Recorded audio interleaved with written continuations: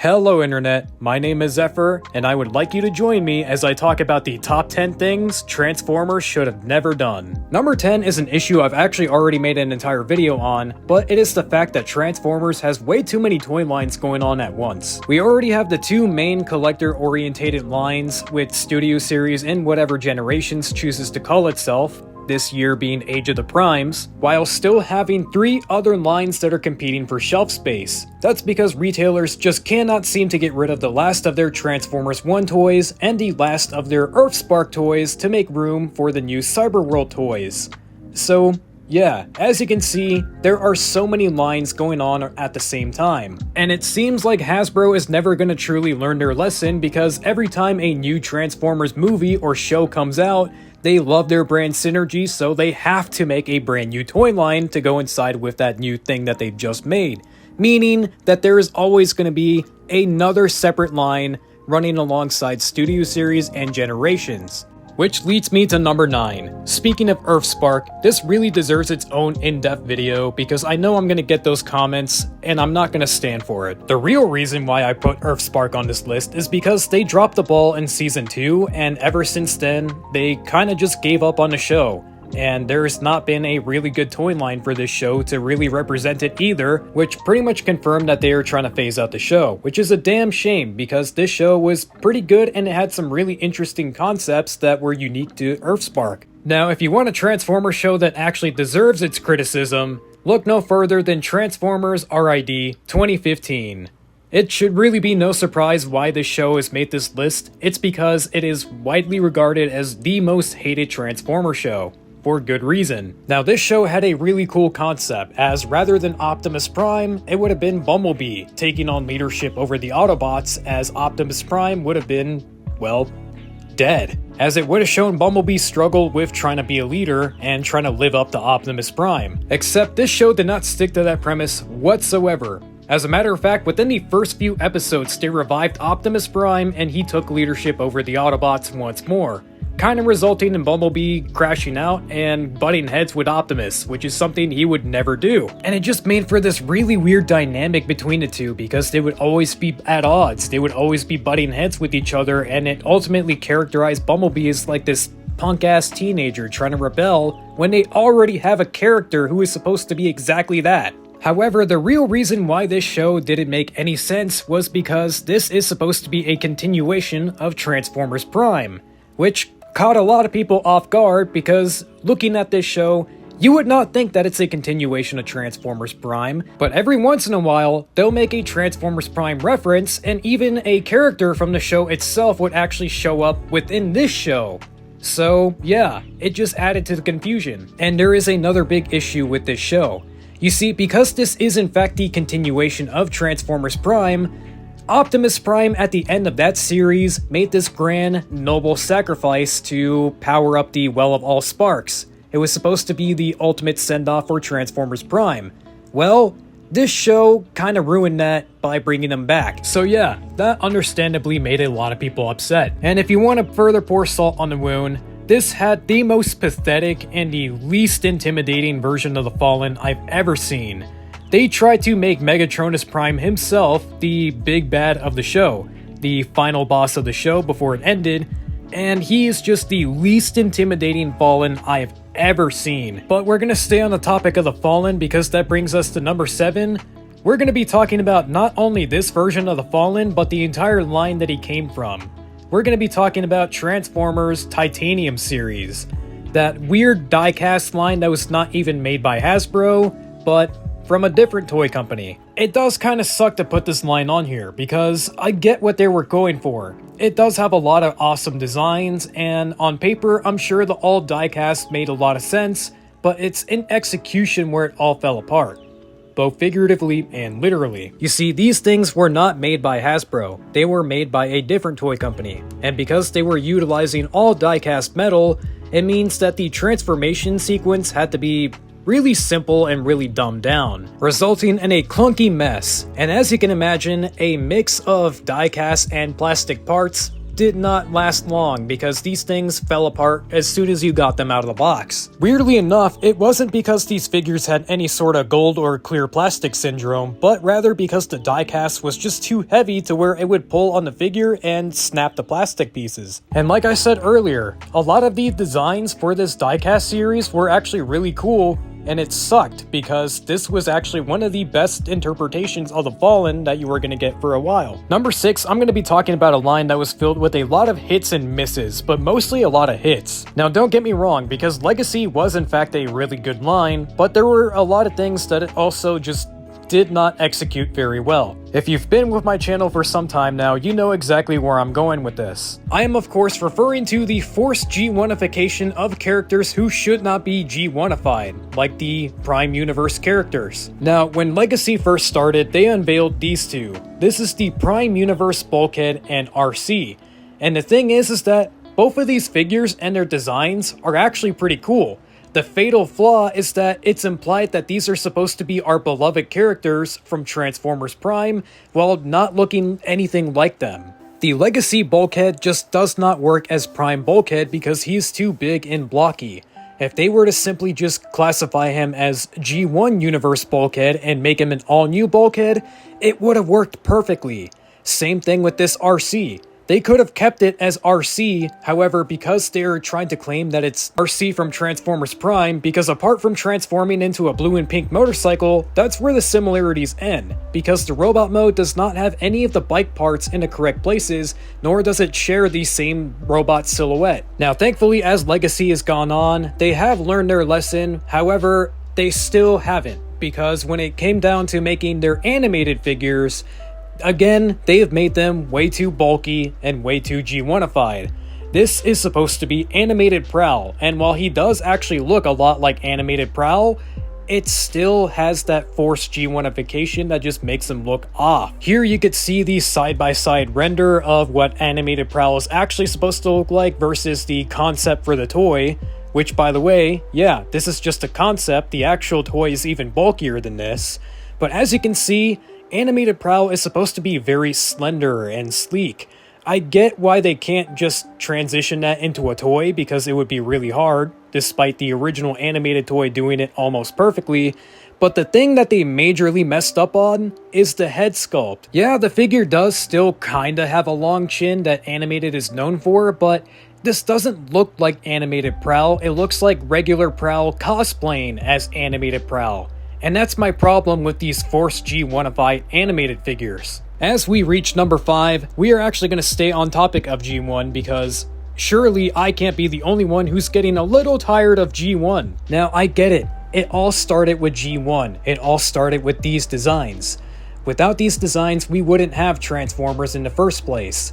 Transformers became iconic, hence why these designs are iconic, and that's why they try to use these designs as often as possible. Especially in this day and age where we are living through the age of nostalgia, it makes perfect sense that Hasbro is going to capitalize on the classic, iconic 80s designs because they're the designs from back then. They're the originals. But sadly, it feels like they have been sacrificing creativity and anything new just to make room for G1. And it's been like that for the past 10 years. Their mission has already succeeded. By now, everyone on the planet knows that Optimus Prime transforms into a red and blue, flat-nose semi-truck. However, that leads to an issue, because they don't make a whole lot of flat-nose trucks anymore, meaning that Optimus Prime's vehicle mode of choice is outdated. A lot of the original G1 characters' vehicle modes and whatever they turn into is outdated. And they're able to get away with it now because of this current wave of nostalgia that we're all going through. It's the only reason why characters like Soundwave and Blaster are able to get away with transforming into a cassette player and a boombox.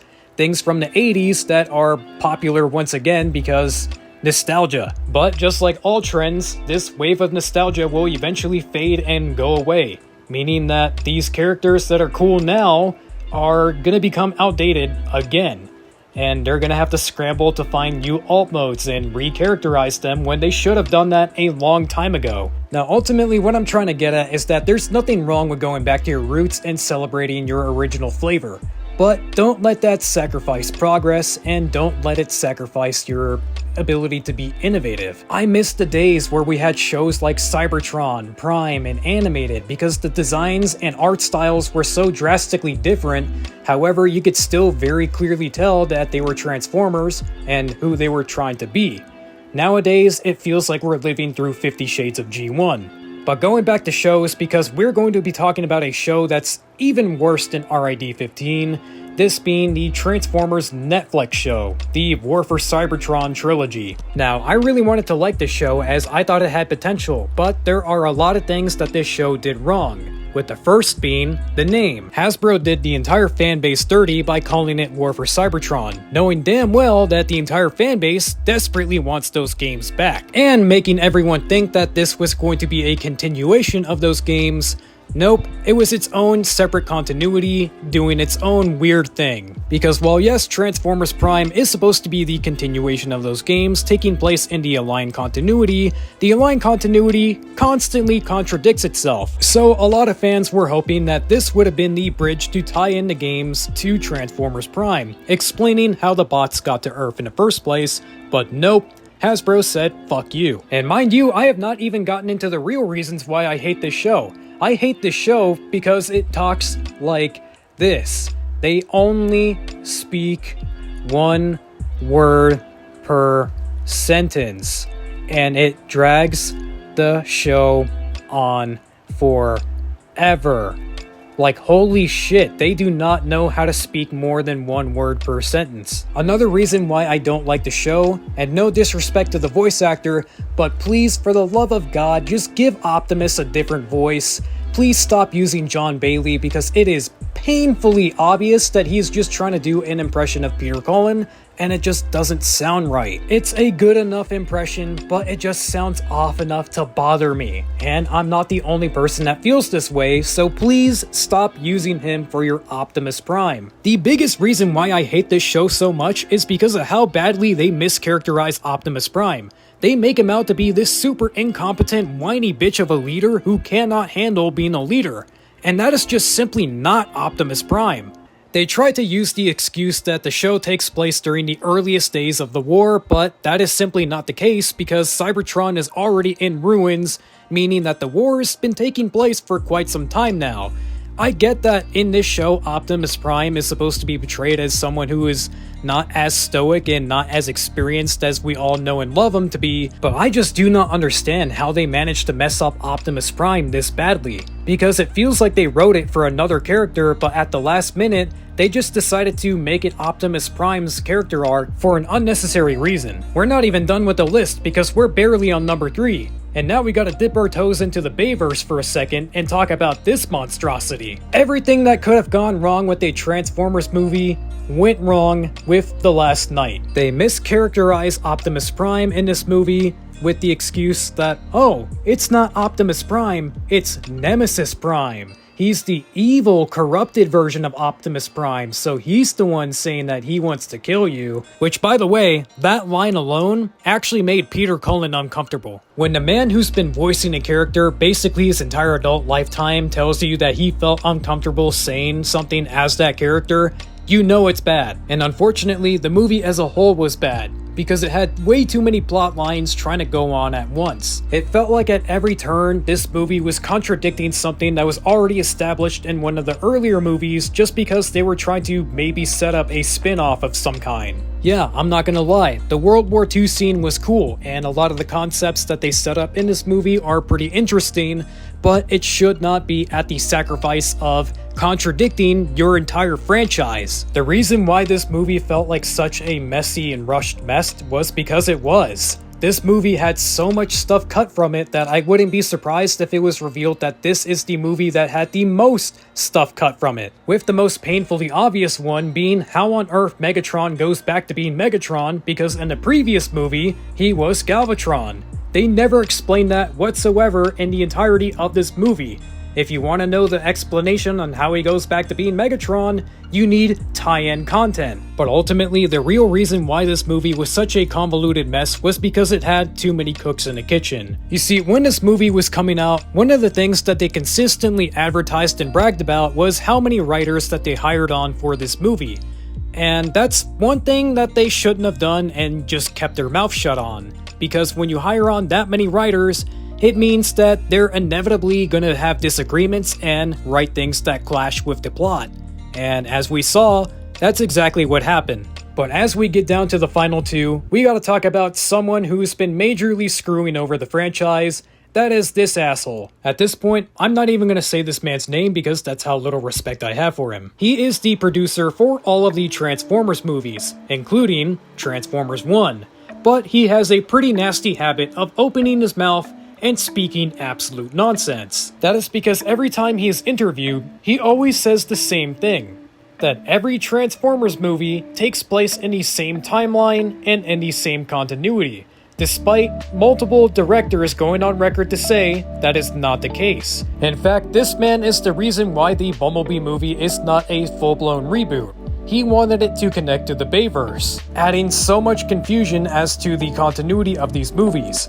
And yup, he even tried this with Transformers 1, claiming that Transformers 1 takes place 1 billion years before any of the Bayverse movies, when Transformers 1 looks nothing like those other movies because it's an animated movie. Every time he tries to say something about the Transformers movies, it consistently makes less and less sense to where it has you wondering just what the hell he's talking about. But apparently he is not the nicest person either, as he has some pretty serious racial allegations towards him, as he once got into it with the director of Rise of the Beast, Stephen Cable Jr., and called him a monkey. But sadly, it seems like that is not enough for Paramount to fire him, because he's been connected to every Transformers movie, and every Transformers movie with the exception of Rise of the Beast, maybe Bumblebee, and definitely Transformers 1, have been a major cash cow for Paramount. But looking at his portfolio of other movies, he's responsible for Madame Web. So yeah, it would seem like he is in fact riding on the coattails of the Transformers movies while he still can. But we finally have made it to number 1. The number 1 worst thing that Transformers has ever done, and something that they should have never touched,